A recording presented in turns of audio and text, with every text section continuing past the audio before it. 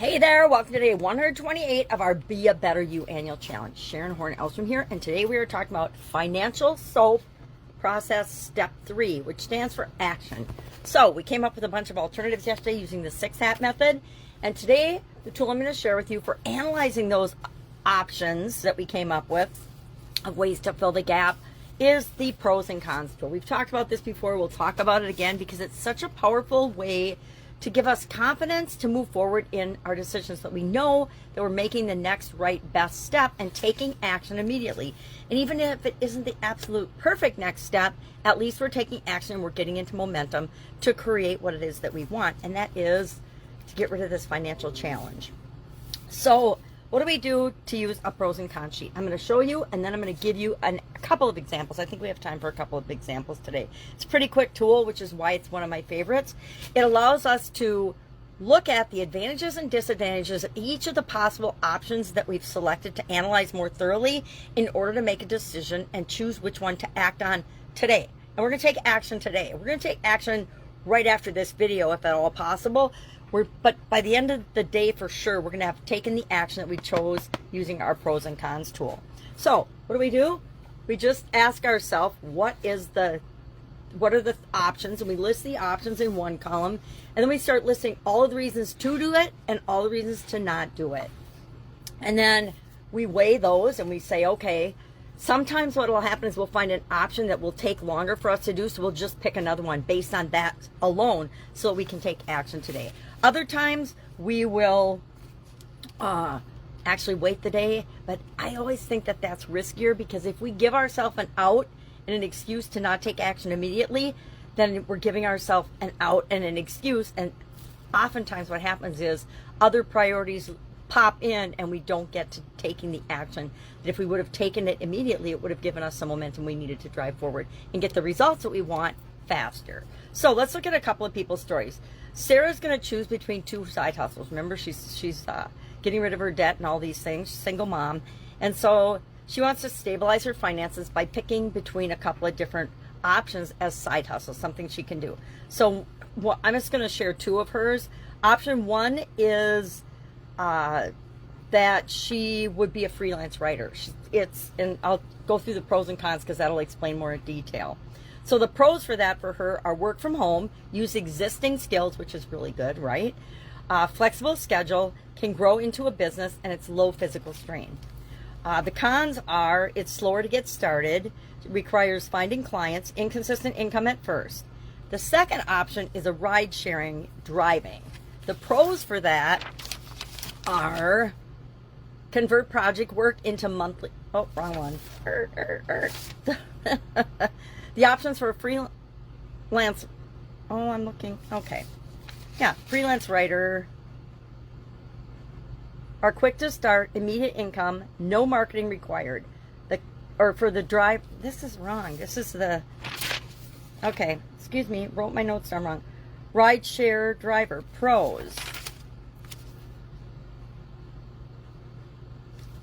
are, I'm so sorry. It says freelance writer, but this isn't right. It's quick to start, immediate income, no marketing required. But the cons are it causes wear and tear on her car, higher gas costs, physically tiring, and less scalable over time.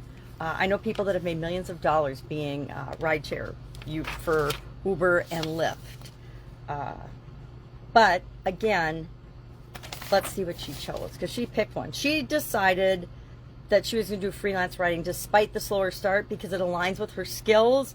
It's more flexible, it offers scalability, and it's less physically demanding. So she commits to building a client list over the next 30 days. Why?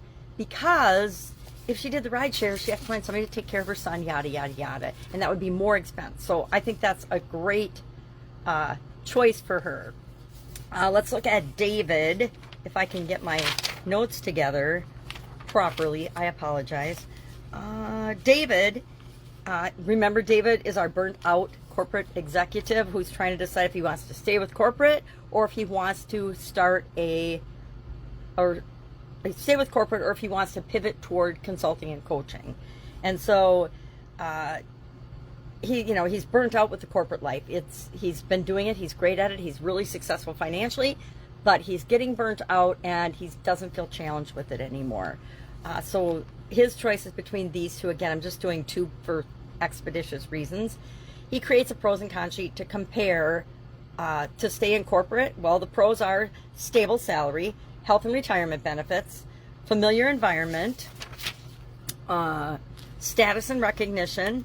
Cons are it's high stress, lack of fulfillment, limited flexibility, and missed opportunity to pursue his passions. So the pros and cons of the independent consulting: pros, creative freedom, work-life balance, can set his rates, potential for niche authority. So he could get some recognition, expertise there that he gets from his corporate job. Cons: income instability at first. Absolutely positively true. People will quit their job and jump into a business and then wonder why they're struggling. You must build a client list. You'd have to build a client base. No built-in benefits, so he'd have to pay for his own benefits, and higher taxes and admin workload. However, you can outsource all that. Anyway, he chooses to start consulting part-time while keeping his current job for at least 6 months in order to see how it goes. The hybrid option lets him test the waters before he jumps into doing something new. So that's a couple of examples. So what are we going to do today as our action item? We're going to get out a little piece of paper. We're going to draw a line down the center. We're going to put a P and a C on it, pros and cons. We're going to list our options, and you can choose just a couple of words to describe what your possible options are.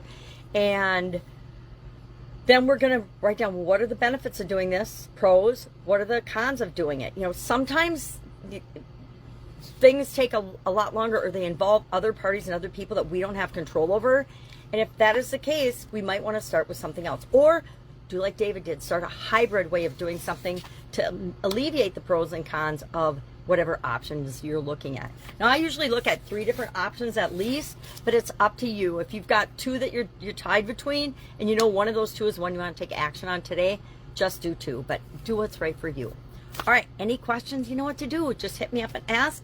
Let's have an awesome day, and I'll, of course, be with you tomorrow.